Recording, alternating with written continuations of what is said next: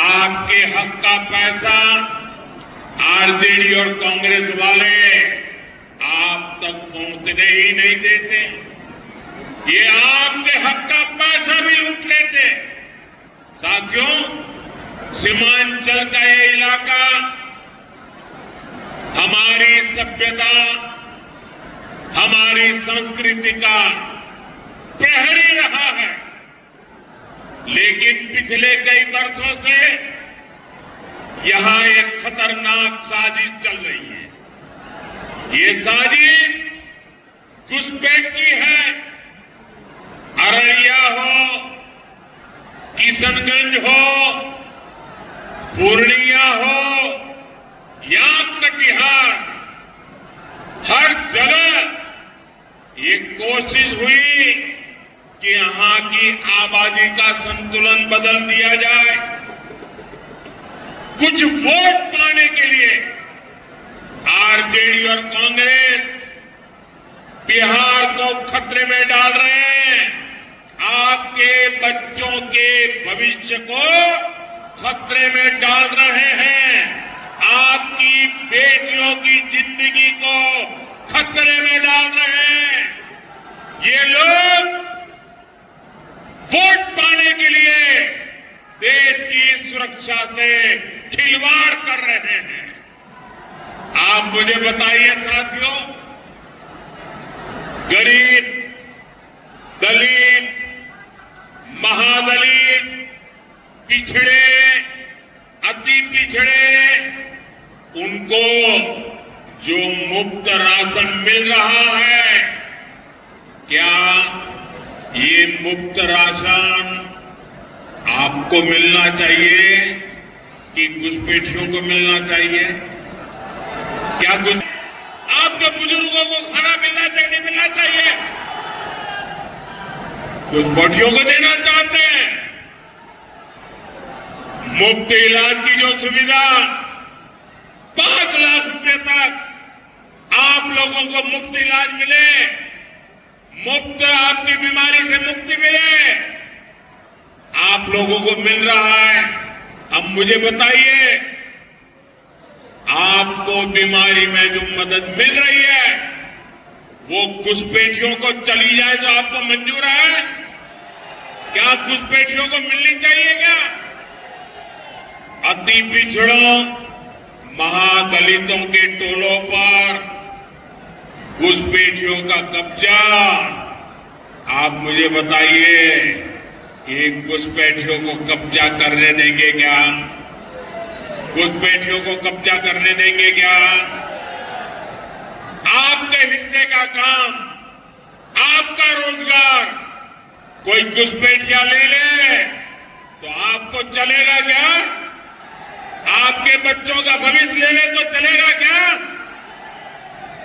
साथियों, बिहार के देश के संसाधनों पर सिर्फ और सिर्फ भारत के नागरिकों का ही हक है। बिहार के हमारे नागरिकों का ही हक है, आपका ही हक है। ये हक हम किसी को चुराने नहीं देंगे। लेकिन कांग्रेस और आरजेडी के लोगों को कट्टर और कट्टरपंथी यही पसंद है। जब भी भाजपा एनडीए घुसपैठियों को देश से बाहर करने की बात करते हैं, ये तुरंत घुसपैठियों के बचाव में खड़े हो जाते हैं। साथियों, कट्टरपंथियों के दबाव में इन्होंने 3 तलाक के खिलाफ कठोर कानून का विरोध किया था और कट्टरपंथियों का एजेंडा पूरा करने के लिए ये नए वक्फ कानून को कूड़ेदान में फेंकने की बात कर रहे हैं। आप कल्पना कर सकते हैं, संविधान के तहत देश की संसद का बनाया कानून ये कूड़ेदान में फेंकना चाहते हैं। आरजेडी कांग्रेस की सच्चाई यही है कि ये दोनों ही कट्टर कट्टरपंथियों के आगे घुटने टेक चुके हैं। इसलिए बिहार को बचाने के लिए आपको आरजेडी कांग्रेस सरकार से हजारों मील दूर रखना है। साथियों, लालटेन वाले, पंजे वाले, लाल झंडे वाले, इन लोगों ने बिहार को दशकों तक बेहाल रखा, क्योंकि इनके एजेंडे में कभी विकास था ही नहीं।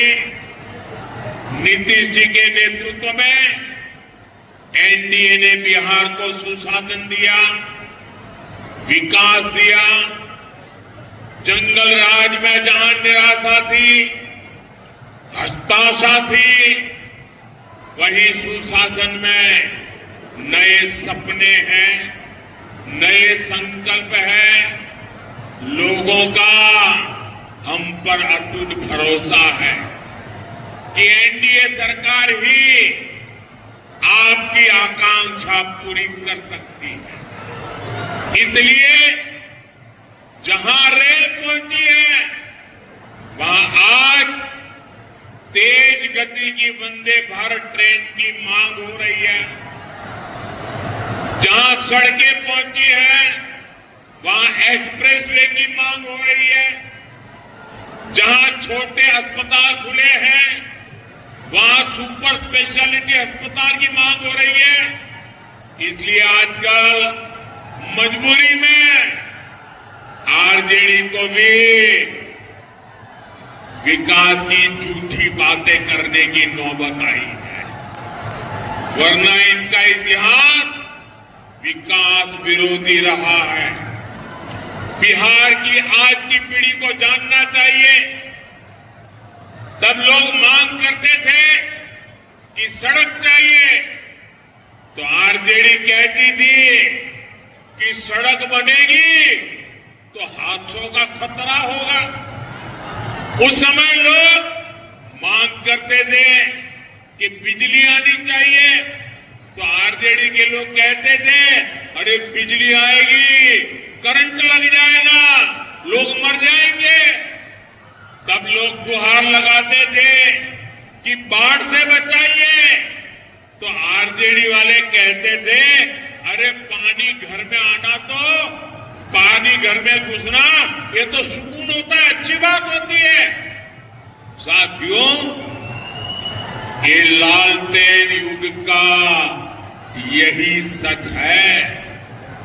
आरजेडी के लोग गरीब गुरबा, दलित महादलित, पिछड़े अति पिछड़े के टोलों में जाकर लोगों को विकास का डर दिखाते थे।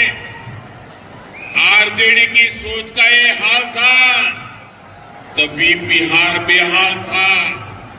साथियों, जंगल राज वालों की इसी सोच की वजह से हमारे कटिहार में विकास नहीं हुआ, और फिर कांग्रेस आरजेडी ने इसको पिछड़ा जिला घोषित करके पल्ला झाड़ दिया।